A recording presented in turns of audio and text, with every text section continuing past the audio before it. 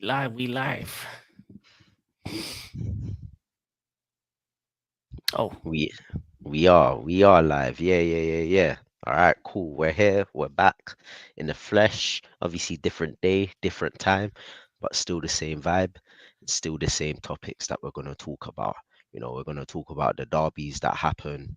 Obviously, we're gonna talk about the European fixtures that happened this week, and then obviously, if we got time, we'll touch up on the big derby this weekend. Obviously, I know Marju's got a few things to say about certain individuals. So obviously, Marju, say what you gotta say. oh yeah. It's been a week of mixed emotions. To be honest, um, an okay result, but we'll talk about that. But a couple things that I just like to address. First of all, free my guy Tonali, 10 months. He got bagged, and obviously man decided to do the gamble. He was on a Sky Bet. Man was on all of them things there. He got snitched on. Man got caught up, and he was saying the names, and he said Tonali, and Nah, I was doing up 6 9, but flipping no. allegedly Milan knew. Uh, no source. That's just me. That's what I believe. Um, and then on the second point, Yusuf Attal unfortunately was banned because of his viewpoint on the Israel Palestine situation, and it's upsetting to see a player getting banned for his own opinion. And it's not just from the club; it was the league itself, and France itself has had a history with Islamophobia. So it's upsetting to see that. Um, Regardless of anything, people should be able to speak up on things that they care about, regardless of what side they're on. And yeah, I feel like it's very hypocritical when you see teams put out statements all the time, but then when a player does it, when a Yusuf Attal does it, when an Ozil does it, when certain players do certain things, they get treated differently. So that's an unfortunate situation. I just want to address it on here and say, we're with you. And yeah, man, opinions are opinions. I'm free Palestine to the world and back, but at the same time, what's happening to the Israelis is not nice as well. Because in the end of the day, people dying, regardless of who they are, they're on the floor in a conflict that more time than not they don't really want. So it's an Mm. unfortunate situation in a part of a world that should have peace, but there isn't at the moment. So it is what it is. But yeah, that's all I wanted to say. Couple players getting bans for different reasons. But yeah, free my guys. They'll be back on the pitch soon. I'm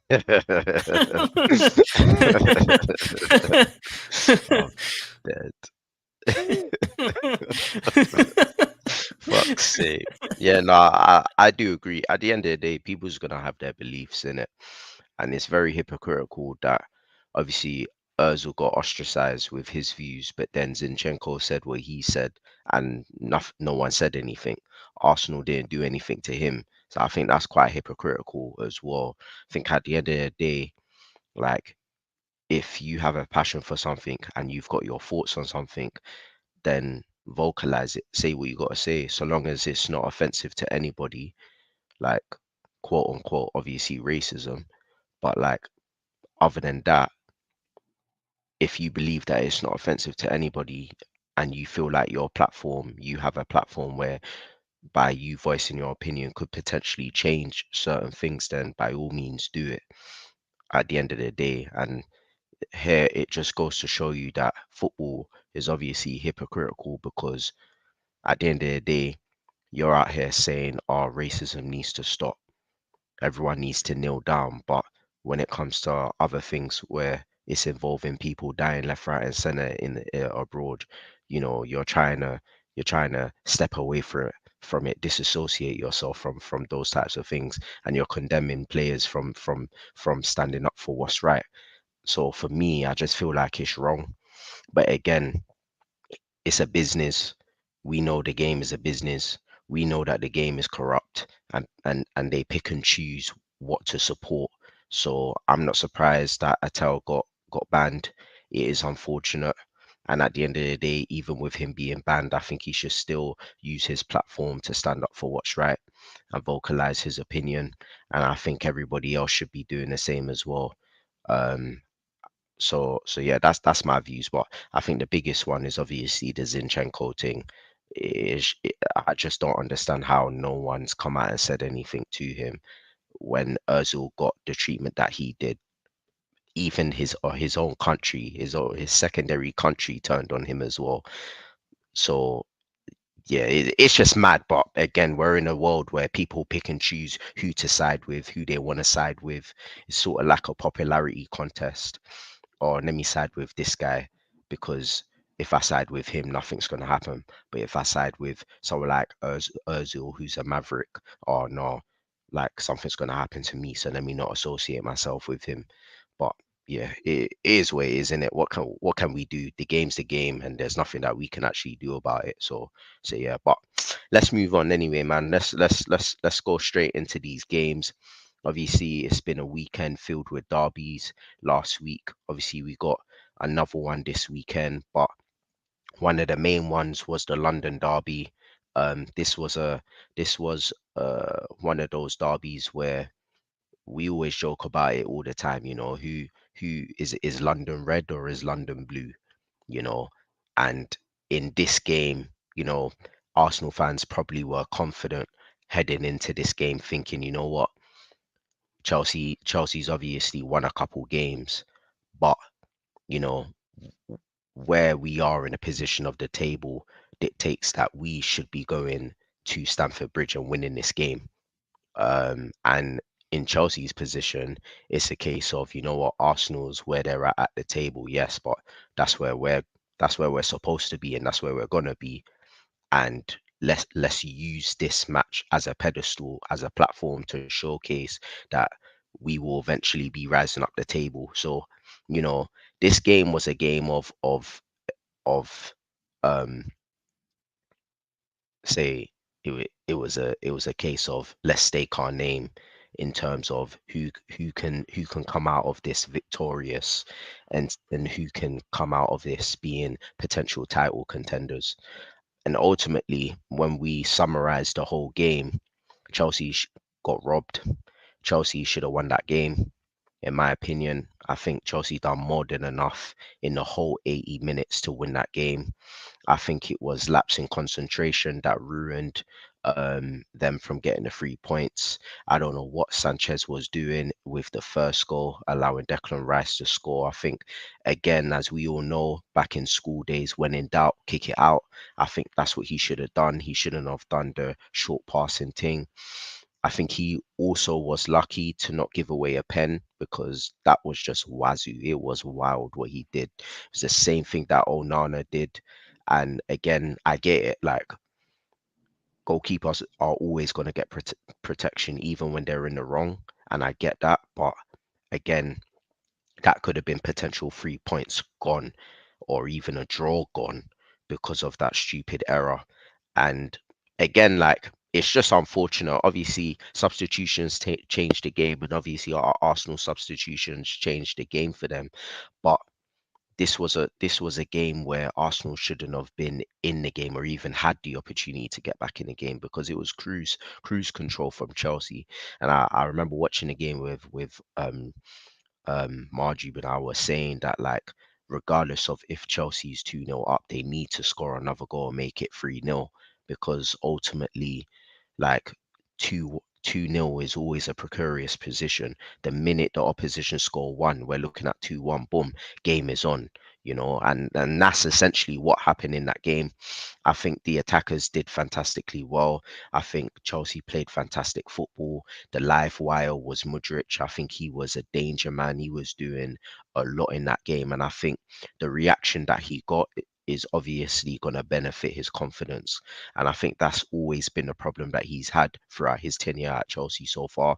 And I think that game was probably like a star making game, a star defining game. I do not think he meant that goal. He 100% crossed it, but at the same time, again, it's going to do a world of confidence for him. Um, And yeah, like it was a good game. It was a good game for me anyway, in terms of a neutral. Obviously, as a Chelsea fan, I would be disappointed that Arsenal came back and snatched a point. But in reality, for a whole 80 minutes, that's probably one of the best Chelsea games we've seen so far in a sense of cohesiveness, unity, playing as a team defensively and offensively as well. And I think again, it's just signs showing that Pochettino is cooking something. And in the beginning, I said it before. But Margie was like, nah, but I said it. I said this guy's cooking something. To be patient.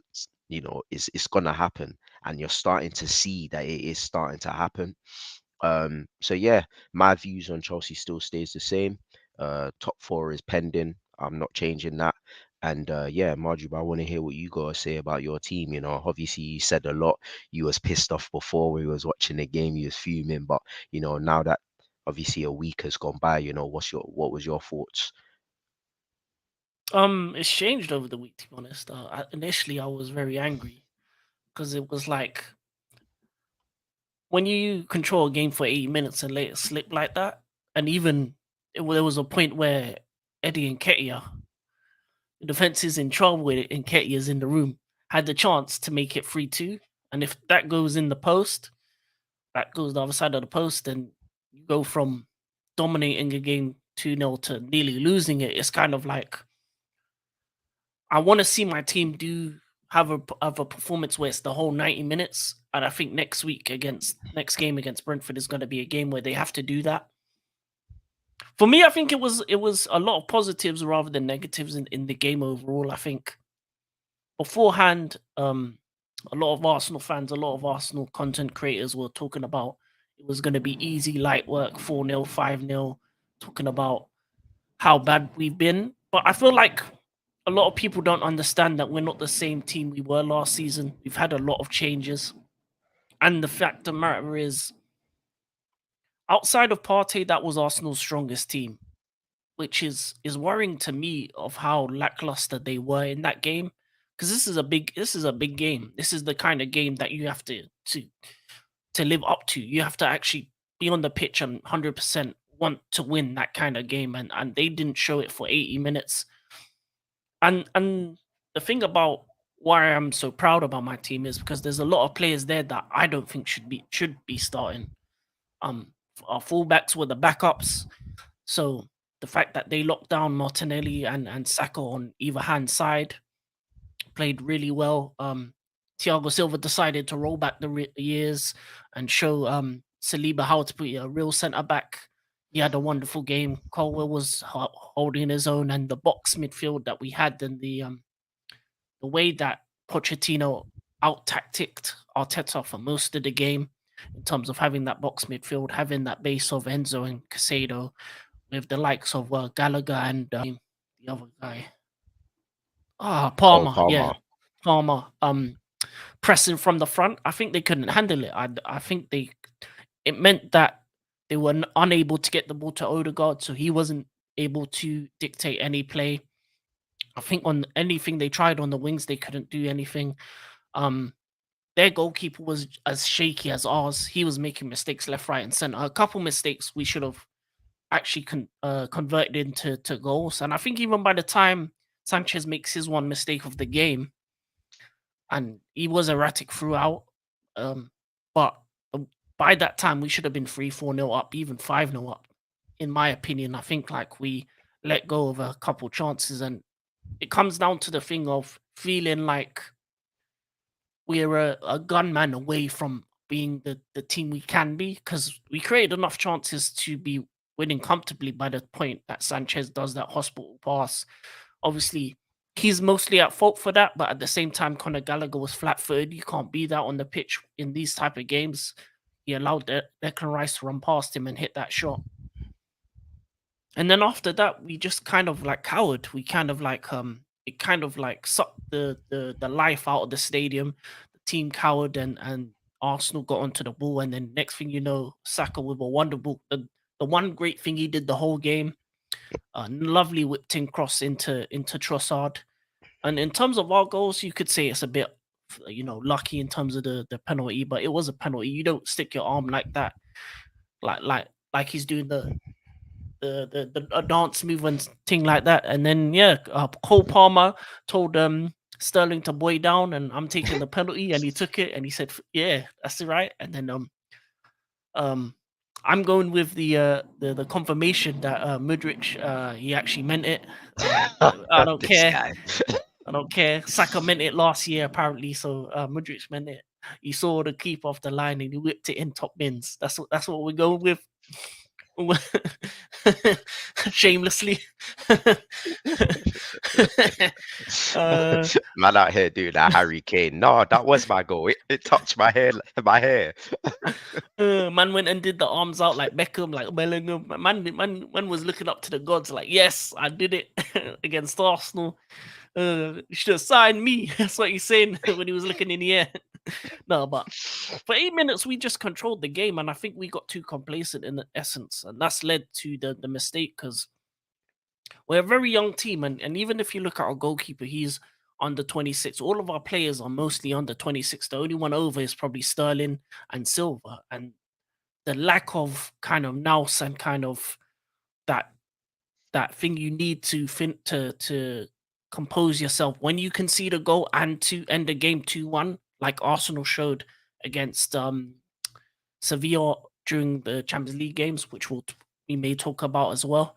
But the composure needed in order to see off a game, even if you concede at that point, that comes with experience, that comes with time, that comes with understanding and being able to pick each other up out in those moments and say, no, calm down. It's okay. It's only one goal. We're still winning. But it's kind of like they let the occasion get to them at that point. And yeah, you saw it break down a little bit in terms of how we were playing. I would also blame Pochettino for making some changes too early.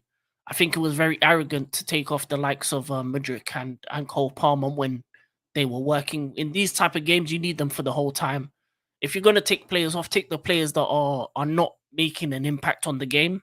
Because Mudryk was defensively and offensively making an impact. And I think you take him off 80th, 85th minute. And I think if you do that, you get another goal before the chop, before the mistake by Sanchez, because he was that influential on that side.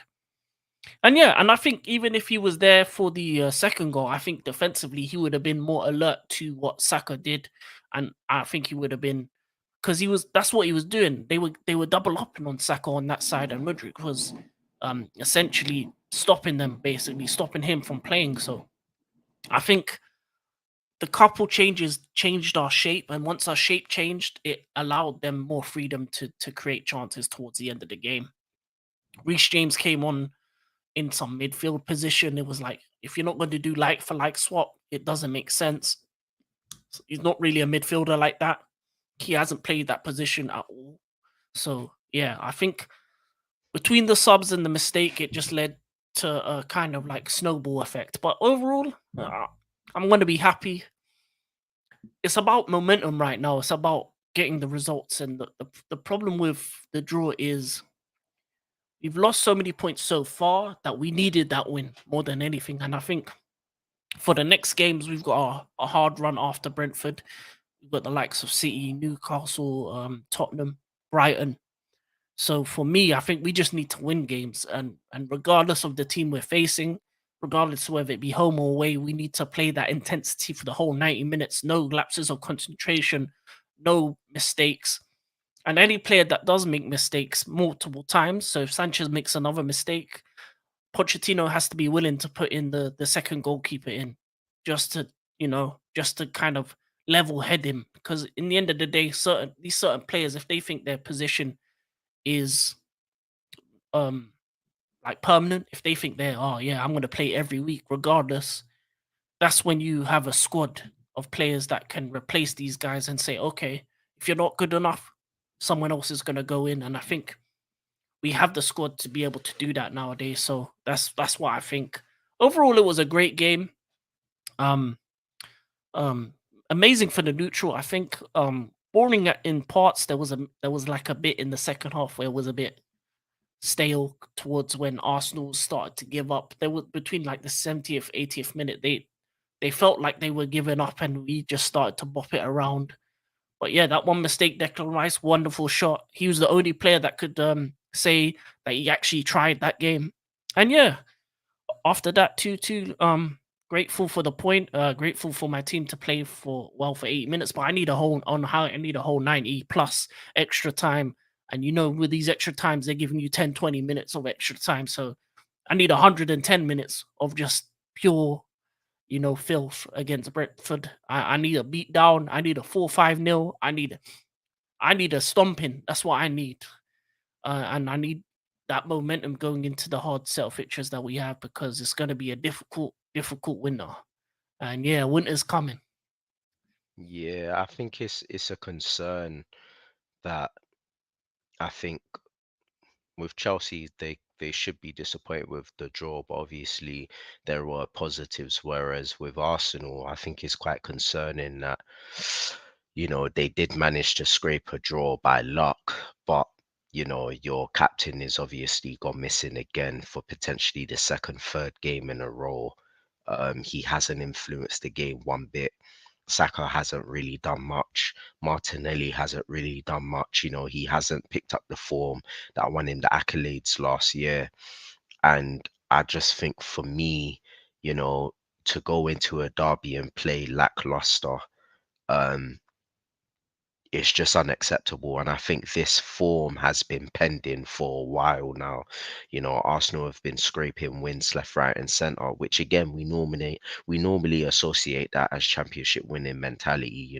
When you're not playing well, you need to grind out a win, and that's fine. But there's a manner in which you don't need to question that. But with Arsenal, you do have to question that because they really have been riding their luck. And you can't, as I said, you can't play a full 80 minutes in a derby and not show one shred of character, one shred of mentality that you want to go and actually win the game. And I think, as I said, it was just by sheer luck that managed to get them that win and that draw. And I think if they didn't come away with a draw and Chelsea won that game, question marks should be asked of Arsenal's mentality over the next couple of weeks in games, because as Margie rightfully said, outside of Thomas Partey, that was their first team 11, and to play that badly is very concerning, very concerning. And this is the season where the expectation is that they should be winning something now because of the season that they had last year. And we've already said already at the beginning of the pod when we started it is that we felt like Arsenal have regressed in the transfer window, and it's clearly showing signs that they're regressing in every single game as well. And I think if they don't challenge or win some sort of domestic trophy, we probably need to look at Arteta's position. And I think to go and get out tactic in that game the way that they did, we should be starting to ask questions right now, to be honest with you. But yeah, that's all I gotta say anyway. Um, we can move on to my game, which to be fair is not really much to say about my game. My game was pretty much normal standard procedure. Everton going to Anfield, Liverpool dominating and doing well as they normally do, and coming away with the 3 points. Like rinse and repeat every season. It wasn't really a challenge. It wasn't really a competition. Um, we performed well. Yes, Everton did have chances, but towards the second half of this second half, Liverpool was obviously playing counter-attacking Shala and managed to get their second goal from that sort of tactic anyway through Mohamed Salah, with Darwin Núñez obviously making that comfortable pass, which I actually thought he was gonna fluff. I'm not gonna lie, because the guy's such a jammy guy. But for me, it was a decent game. Everybody played their part, everybody did well. Um, but my only main concern, and I say it every single time when I talk about my team, is just the fact that McAllister's still playing that sixth role. and he shouldn't be there. He looks uncomfortable. He doesn't want to play there.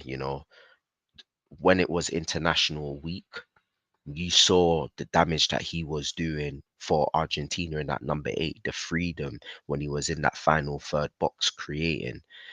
That's where we need him. We need our creative players to be up there, distributing that ball from deep, carrying it through midfield, passing through the channels, passing through that final six. Like, that's what we need to be seeing. And we're not getting that. We're only getting that from Slobosly. And I think too much pressure and expectations is on this guy's shoulders. And I feel like we need to try and alleviate that burden and find that balance and have two men occupying that number 8 role, roaming around with that freedom and releasing the wingers and our forward and allowing Endo to occupy that 6 role. Because at the end of the day, we'll potentially talk about it afterwards. But, Endo showed that he's adjusted well to life in England with his Europa League performance. It was a solid performance. He did well. He managed to get himself on the score sheet as well, being bold, strong in the air. And for me, when you're going into the Europa League and you're laying down a marker in that number 6 role, and with the comments that Klopp said about his performance as well, it just baffles me why he don't start him.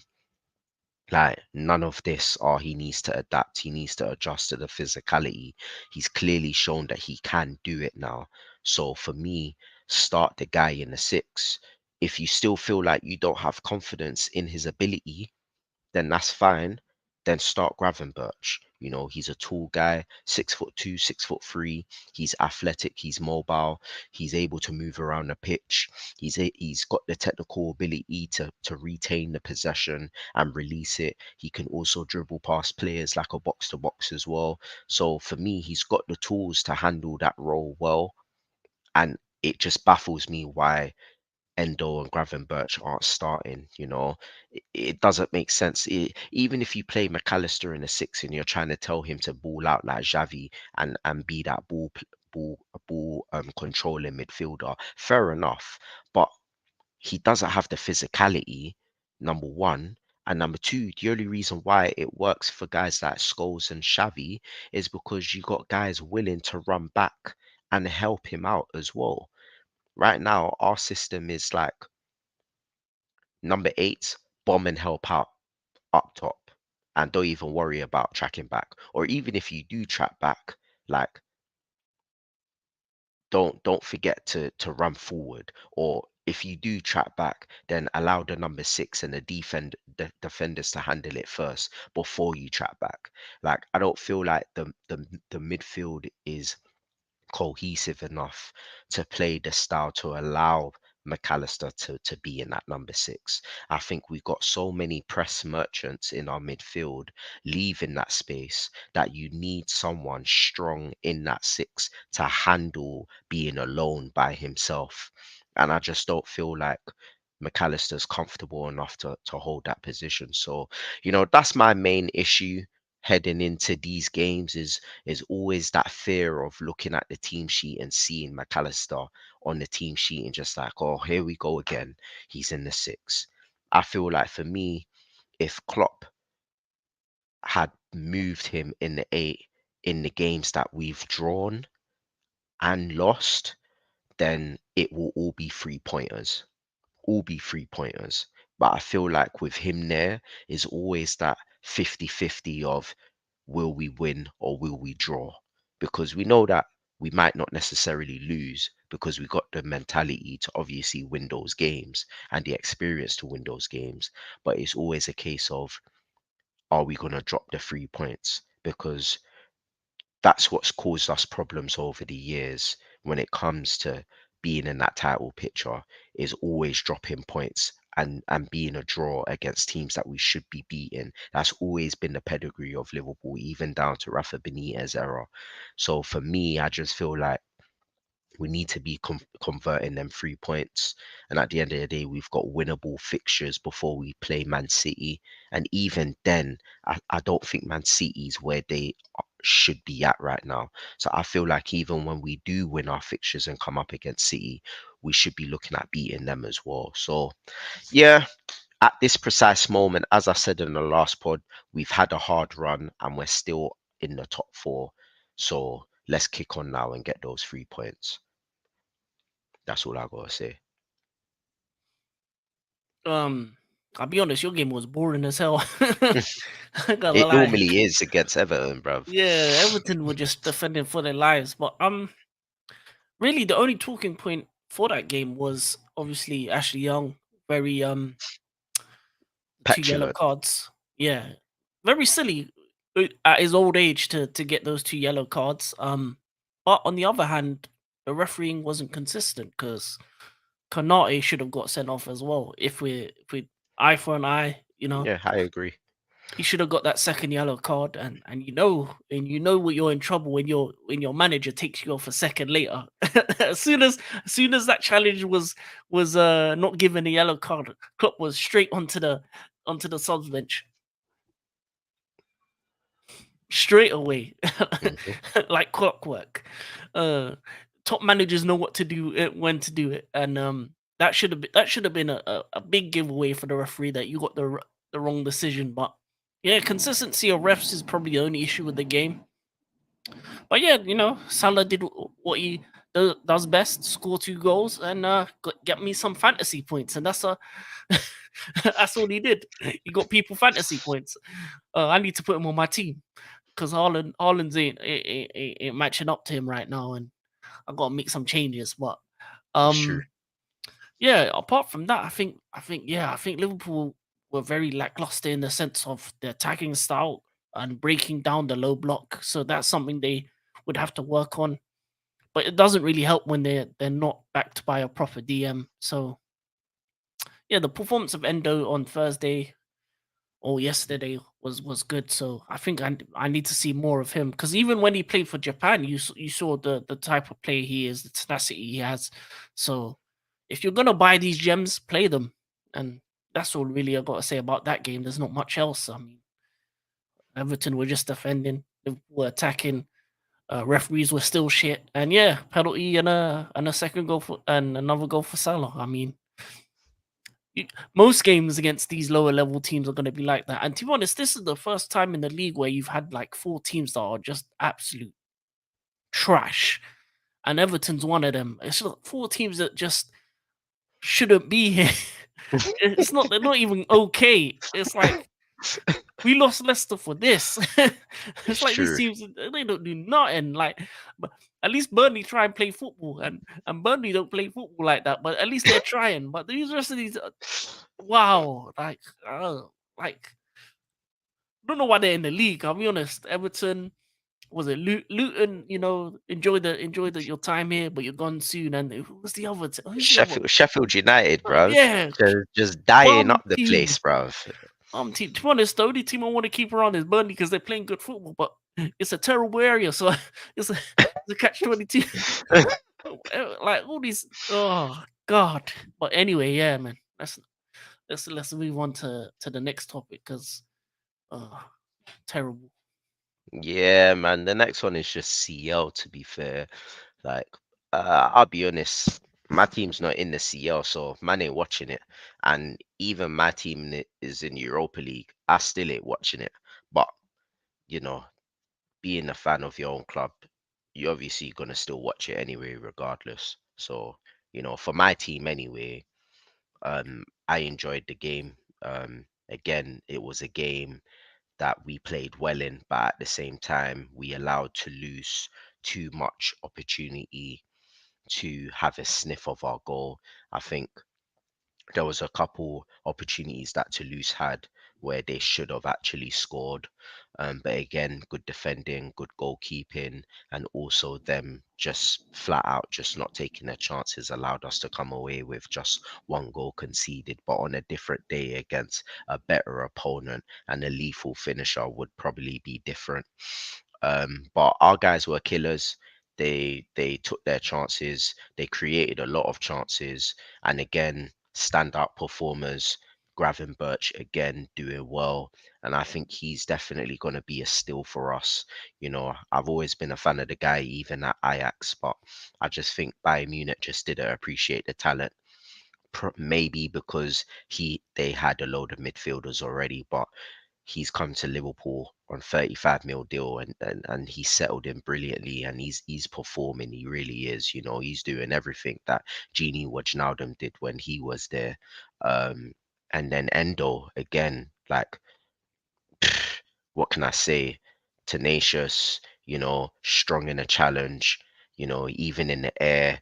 The fact that he got up, and my man is short, bruv, but the fact that he was able to jump up high like that and beat everyone in the air and score a goal, fair play, because he wanted it. And I think if you're putting on performances like that in Europa League, yeah, it's a different competition.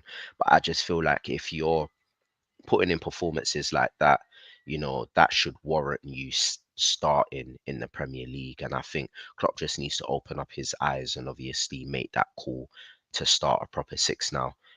Again, Darwin Nunes doing what Darwin Nunes does, causing Oh, easy. chaos.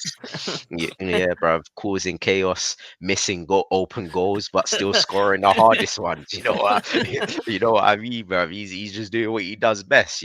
So Diego Jota again, Gunman Jota doing good again. Mohamed Salah doing good again. Like, everyone just performed well. I'm happy for the young guys, the young G's that made their debuts for us as well. So I'm happy for them. They got their game time, they got their development playing in our team and etc. So it was a good game. I think we should be one of the four front runners to win this tournament. I really do. Um, but yeah, that's all I can generally say. And as I said, I didn't watch the Champions League, so I don't really have anything to say about Manchester United or Arsenal. But obviously, yeah, they obviously did their thing, and yeah, that's it.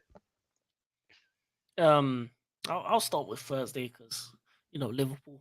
Yeah, man, you just have gunmen all over the pitch, and that's what it is really. You can afford for Darwin to miss a chance because someone else is going to be there to sweep it up. And I'm gonna lie, that was the funniest moment of the game.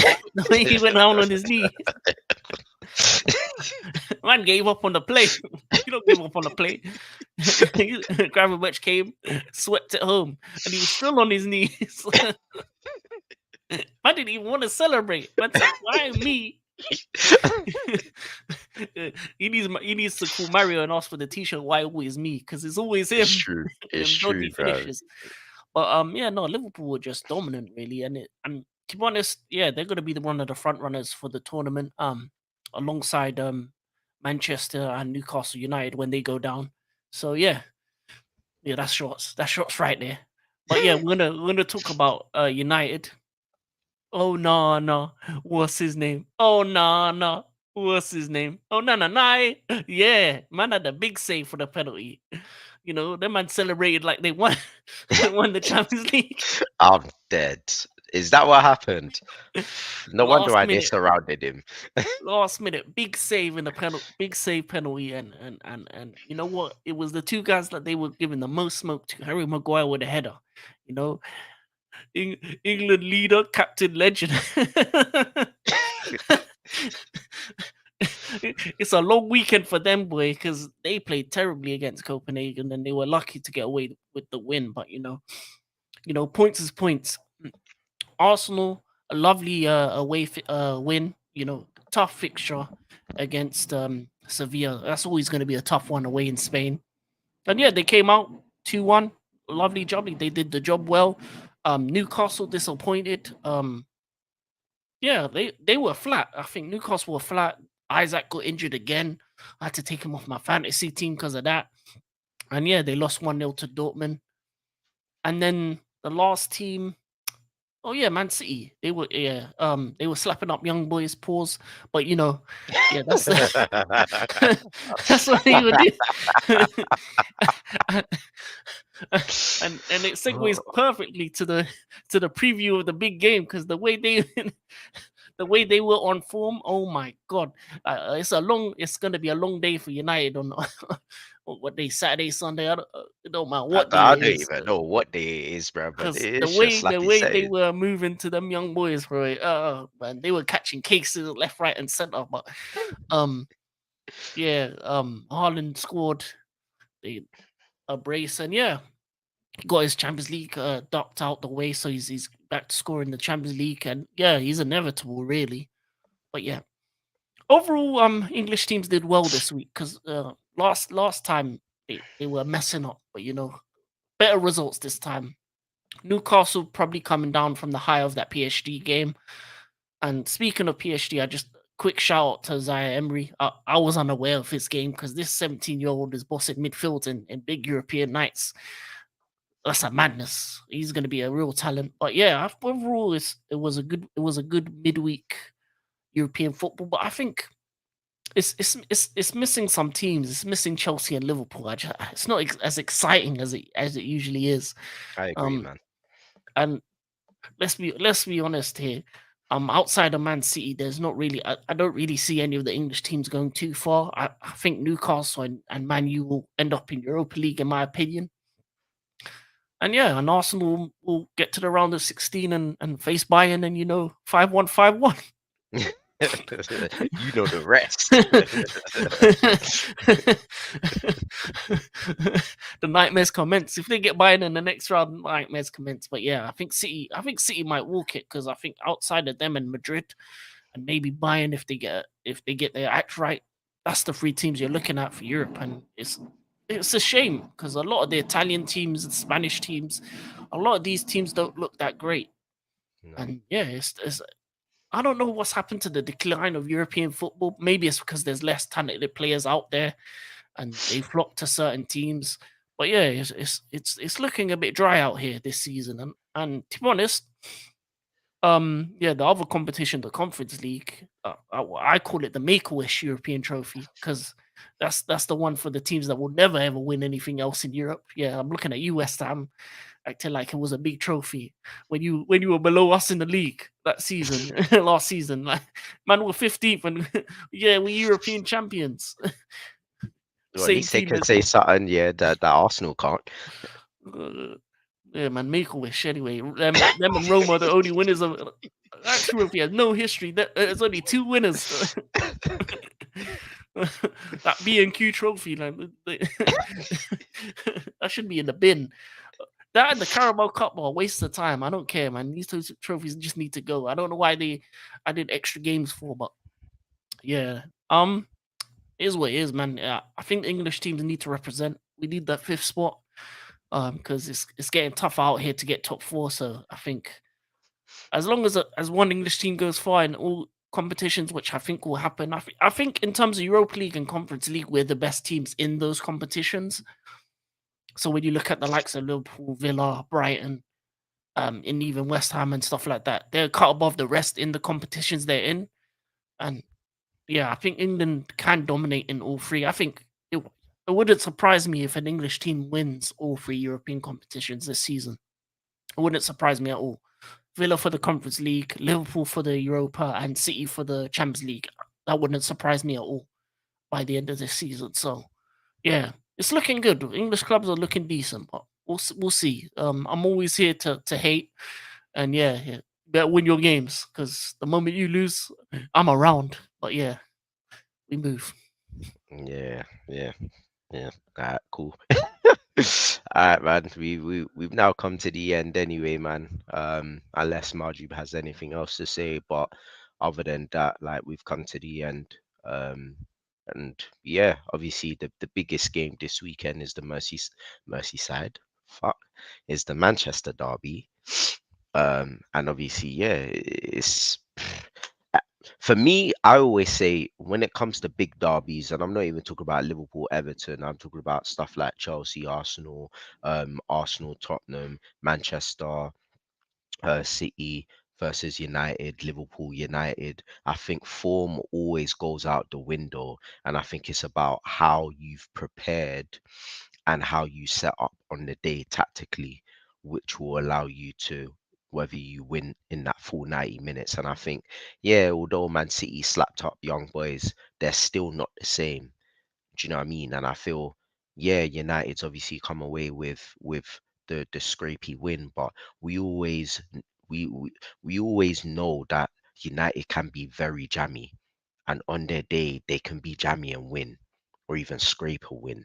So you just never know what's gonna happen in this derby. Like if United play their cards right and keep Haaland silent, then that's a winnable fixture for them. But if they allow Haaland to breathe, then it's gonna be a 5, 6, 7 nil slapping. And I think the more Man City scores goals, the more their players are gonna get deflated, the more the results gonna go higher and higher. But for me, as a Liverpool fan, I actually want United to win for the sole purpose of Eric Ten Hag still being in the job by the time Liverpool face Manchester United, because I need a repeat of a sackable offence. I need Jurgen Klopp to get another United manager sacked.